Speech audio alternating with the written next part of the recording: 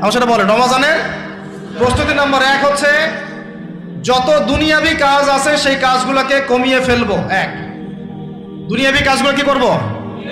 মানে দুনিয়াবি যত কাজ, যত ব্যস্ততা যা আছে এগুলোকে কমায় নিয়ে আসবো, যাতে রমজান মাসে আমাকে বেশি বাইরে দুনিয়াবি প্রয়োজনে বাইরে বের হইতে না হয়, বেশি ব্যস্ততা আমাকে দুনিয়ার জন্য না করতে হয়। মনে করেন যে আপনি চাইলে এখন যদি সামর্থ্য থাকে রমাদান এবং ঈদের বাজার করে রাখতে পারেন, কারণ লাইলাতুল কদর নষ্ট করে ঈদের বাজার, রমজানের অনেক রুহানিয়াত নষ্ট করে দেয় দুনিয়াবি বাজার ঘাট, তাই না?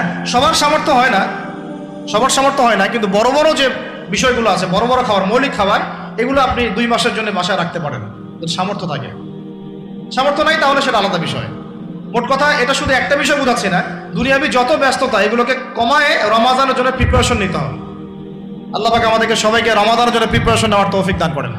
এটা হলো মনস্তাত্ত্বিক প্রিপারেশন, যে রমাদান আসতেছে, আমি শাবান মাসেই আমি আমার কাজগুলো গোছাই নিব, যাতে রমজানে আমি ফারেক থাকি ইবাদতের জন্য।